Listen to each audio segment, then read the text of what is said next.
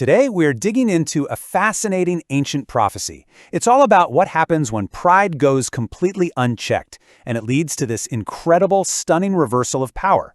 It's a story from the book of Isaiah, where a king's own arrogance literally sets the stage for a military disaster that was predicted decades before it ever happened. This is the voice of the king of Assyria, the superpower of his day. He's not just talking about winning battles. He sees the entire world as his for the taking, something he can just collect as easily as gathering eggs from a nest that's been left behind. This isn't just confidence, this is a level of pure arrogance that becomes the absolute focus of this prophecy. So let's really break down this mindset. Because to understand what's about to unfold, you have to get inside the head of this Assyrian king. From his perspective, his success was undeniable. And honestly, his logic seemed totally bulletproof. See, the king is looking at this from a very practical point of view for his time.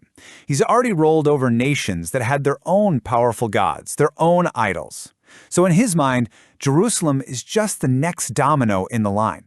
He's basically asking, look, if their gods couldn't stop me, what makes Jerusalem's God any different? He is completely, totally missing the bigger picture here.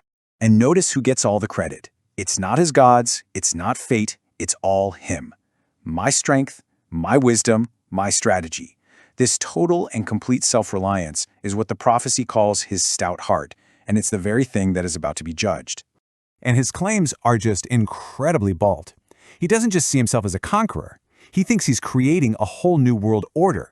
He's redrawing maps, he's emptying out national treasuries, he's moving entire populations. In his view, he's not just winning wars, he is single-handedly reshaping all of human history. And that brings us right back to that image of the bird's nest. He says his conquest was so absolute that no one even dared to peep, not a single chirp, in protest. It just paints this picture of utter helplessness, where everyone he's conquered is so defeated they can't even manage a whisper of resistance. The king, of course, has absolutely no doubt who's in charge. But this prophecy? Well, it's about to drop a bombshell that is going to completely shatter his understanding of power and turn his entire world upside down. The man who saw himself as the master of the world is about to find out he's nothing more than a tool in someone else's hand. This right here, this is the core of the whole message, and it's laid out in this brilliant metaphor. Can an axe brag about the trees it's cut down? Of course not. It's just a tool. The king of Assyria saw himself as the woodsman, but in reality, he was just the axe. The prophecy makes it crystal clear. It calls Assyria the rod of my anger. All that power wasn't its own. It was basically loaned out for a very specific job, to carry out judgment. Assyria was the weapon, not the warrior. But here's the catch. This tool had an expiration date. Once its job in Jerusalem was done, the tables were going to turn. The axe itself, that arrogant king of Assyria, was then going to face judgment for his own pride. So what does a judgment like that even look like? Well, the prophecy shifts gears. It moves from the image of a workshop to the wild, untamed fury of a forest fire, and it paints this terrifying picture of the empire's coming destruction. So the mighty Assyrian army is compared to this huge, magnificent forest. But this isn't a fire that just burns the undergrowth. No, this one will consume both soul and body, which signals a destruction that is total, absolute, and complete. And the prophecy gives us these grim details. The wealthy, powerful commanders, called the Fat Ones, they're going to be brought low. The common soldiers, called the Thorns and Briars, will be completely wiped out. And did you catch the speed? In one day.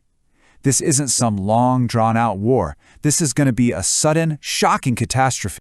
And right here is the prophecy's absolutely devastating punchline. That once uncountable Assyrian army, that mighty forest of soldiers, will be so decimated that a little child could literally count the survivors on one hand. It is an unbelievable image of complete military annihilation. Now look, this is an incredible prophecy all on its own, but what makes it truly staggering is how it lines up perfectly with a specific, documented historical event that happened decades after these words were first spoken. So let's just look at the timeline. Isaiah delivers this prophecy somewhere around 734 BC. Now fast forward about 33 years. To 701 BC, the Assyrian king Sennacherib has steamrolled the entire region and is now parked right at the gates of Jerusalem. It's the last city holding out against him. And then everything changes. in a single night. 185,000. That's the number. That's how many soldiers were in the Assyrian army camped outside Jerusalem, the glory of his forest that the prophecy talked about all those years before. The historical account from the Book of 2 Kings is just chillingly direct. In one single night, the Assyrian army was gone. There was no battle, just an unseen force, and by morning, the siege was broken. That once mighty army had vanished. And just like that, the boasting axe was broken. The endless forest was consumed overnight. And King Sennacherib, the man who claimed the whole world as his own, was forced to retreat back home in utter humiliation. This ancient story, the story of the Assyrian axe, really is a powerful reminder about the true nature of power and pride. And it leaves us with a pretty big question for our own time. When we look at the powerful forces shaping our world today, are we really seeing the ones in control, or are we just looking at the axe?